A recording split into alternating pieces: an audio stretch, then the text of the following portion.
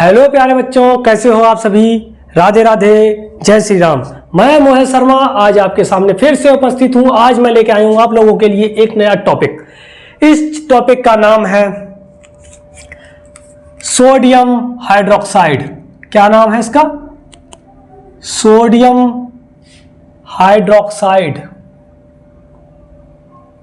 Hydroxide, ठीक है। तो इसका फॉर्मूला क्या होता है? NaOH। क्या नाम है इसका? सोडियम हाइड्रोक्साइड, ठीक है, सोडियम हाइड्रोक्साइड। इसका और भी एक नाम होता है क्या? Soda lime. सोडा लायम भी इसे कहते हैं, ठीक है। और एक और नाम इसका होता है कास्टिक सोडा। क्या नाम होता है इसका? एक और सोडियम यानी कि सोडा लायम। लाइम भी कहीं कहीं लिखा मिलता, ई भी बनी होती, ठीक है। और क्या कह सकते थे? Caustic soda. कास्टिक सोडा, ठीक है ना। ये भी क्या है? इसी के नाम है, ठीक है। ये है आपका न्यू टॉपिक। तो देखो, इसको सबसे पहले क्या होगा, बनाने की विधि में देखेंगे। बनाने की विधि के लिए क्या करते हैं कि हम NaCl। NaCl क्या होता है? नमक। नमक में को जब हम जल में घोलते हैं यानी कि H2O में घोलते हैं तो हमें क्या प्राप्त होगा? देखो यहां से Na और इसमें क्या होता है? H2O में HOH। H2O कैसे बनता है? देखो HOH, ये क्या होता है? H2O। यहां का Na और यहां का OH मिलकर क्या बनेगा हमारा? NaOH। देखो लिखते हैं क्या बनेगा? NaOH। यही क्या है? सोडियम हाइड्रोक्साइड, ठीक है। और क्या बनेगा? यहाँ पे एक H बचा है और दो H है यानी कि क्या बने निकलेगा हमारा? H2 निकल जाएगा, ठीक है। और Cl, क्या क्लोरीन बची है? क्लोरीन वो भी निकलेगी, ठीक है। क्लोरीन में क्या होगी? निकल जाएगी। इस रिएक्शन को बैलेंस करना आप लोगों को आता है, कर सकते हैं, ठीक है। बहुत कराई हैं तो इसको ना करा रहे। तो क्या है? सबसे पहले देखो, जब नमक की क्रिया यानी कि जब नमक में पानी घोल देते हैं, ठीक है, और इसे पे विद्युत प्रवाहित करते हैं, क्या बिजली प्रवाहित करते हैं। जब तक बिजली प्रवाहित नहीं होगी तब तक ये रिएक्शन नहीं होगी। ये किसके द्वारा होती है? इलेक्ट्रिसिटी यानी कि विद्युत की उपस्थिति में। किसकी उपस्थिति में होगी? विद्युत की उपस्थिति में, इलेक्ट्रिसिटी, ठीक है। किसके द्वारा होगी? विद्युत की उपस्थिति में जब ये होगी तब ही ये रिएक्शन होगी, ठीक है। तो क्या होता है, जब नमक के घोल को यानी कि जब नमक में पानी मिला देते हैं तथा इस पर विद्युत प्रवाहित करते हैं तब सोडियम हाइड्रोक्साइड और हाइड्रोजन गैस और क्लोरीन गैस प्रवाहित होती है, ठीक है। हाइड्रोजन यानी कि सोडियम हाइड्रोक्साइड हमें प्राप्त होता है, ठीक है ना। फिर से सुनो, जब NaCl यानी कि नमक की क्रिया, ये क्या है? नमक यानी कि सॉल्ट, ठीक है। ये क्या है? सॉल्ट। जो सॉल्ट की क्रिया हम वाटर के साथ करते हैं यानी कि जल के साथ, और वो भी किसकी उपस्थिति में? इलेक्ट्रिसिटी यानी कि विद्युत इसमें होनी चाहिए, बिजली प्रवाहित होनी चाहिए, तब हमें क्या बनेगा? सोडियम हाइड्रोक्साइड प्राप्त होगा, ठीक है। सोडियम हाइड्रोक्साइड प्राप्त होता है। और क्या बनेगा हमारा? हाइड्रोजन गैस बनेगी और क्लोरीन गैस प्रवाहित होगी, ठीक है। किसी प्रकार की समस्या? इसका देखो आपकी बुक में एक चित्र दिया गया है, तो हम इसका चित्र बना रहे हैं। कैसे क्या करेंगे? सबसे पहले एक पात्र लीजिए, ठीक है। क्या लिया हमने? एक पात्र लिया है, ठीक है। थोड़ा बना ले रहे हैं जिससे कि समझने में दिक्कत ना हो। क्या लिया है? एक पात्र इस तरह का लिया है कि ये रहा, ठीक है। ऐसे ये है। यहाँ पर इसको किसी से बैटरी से यानी बैटरी बना लेंगे, जोड़ दो बैटरी से, एक पे प्लस और एक पर माइनस, ठीक है ना। अब क्या करेंगे? यहां से निकाल यानी कि ये यहां से हम क्या करेंगे? NaCl, और इसमें क्या रहेगा हमारा? पहले से पानी यानी कि जल, और यहाँ से जो बैटरी है, बैटरी सिंगल तो जुड़ेगी नहीं, इस पे क्या होते हैं, एक पे कैथोड और एक पे एनोड। तो जिधर प्लस होता है इधर क्या करते हैं हम, एनोड, यानी कि कोई भी एक धातु लटका दी है, ठीक है।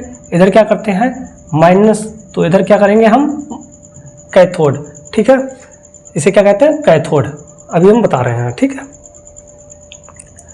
तो देखो क्या है कि जो प्लस का होता है इसे क्या कहते हैं, एनोड, क्या कहते हैं इसे, एनोड। और जो माइनस का होता है इसे क्या कहते हैं, कैथोड, ठीक है। हिंदी में भी एनोड और कैथोड लिखते हैं, कैसे लिखते हैं, कैथोड और एनोड, एनोड, ठीक है ना, ओके, ठीक है। अब क्या करते हैं, यहां से हम नमक और पानी प्रवाहित करते हैं, क्या डालते हैं, नमक, यानी कि नमक और जल, यहां से क्या करते हैं, इसमें हम डालते हैं। मान लीजिए ये डाले हैं, ये दोनों का घोल है, क्योंकि जब नमक और पानी मिक्स होगा तो ये एक लिक्विड जैसा हो जाएगा, जैसे एक्वस होगा, ठीक है, जलीय होगा, क्योंकि जल में क्या होगा, ये घुलेगा, तो इसे कैसे क्या होगा, ये एक्वस होगा।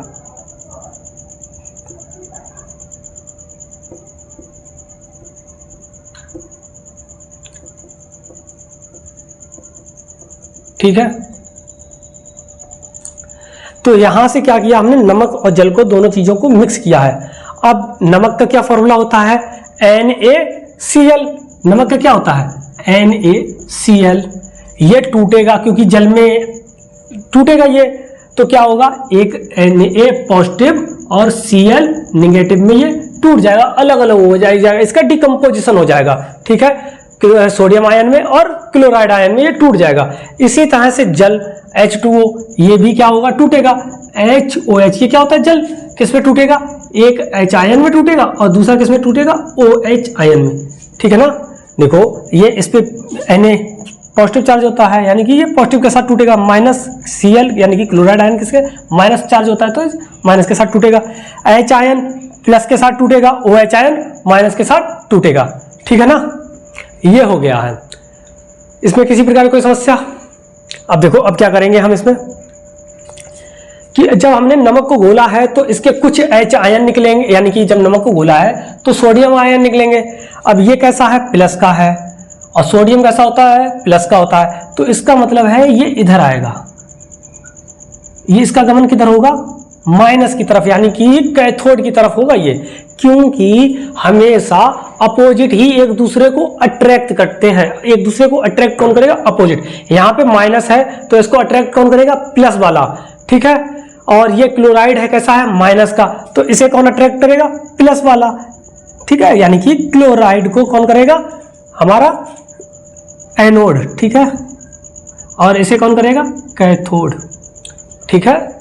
अब देखो इसी तरह से जब जल को अपघटित किया गया, यानी कि जल को जब तोड़ा गया है विद्युत की उपस्थिति में, जब इसका डिकम्पोजिशन हुआ है, ठीक है, और तो ये क्या बना हमारा, H आयन, H आयन यानी कि ये कैसा है, प्लस का, तो प्लस का है तो ये किसकी तरफ आएगा, स्वाभाविक रूप से कैथोड की तरफ, ठीक है, ये कैसा, प्लस का। अब आ जाइए और हाइड्रोक्साइड, हाइड्रोक्साइड कैसा है, निगेटिव है, तो ये एनोड की तरफ आएगा, ठीक है। इनकी दिशा कैसी होगी, इस तरह से, ये इधर आएंगे और ये इसकी तरफ जाएंगे, ओके ना।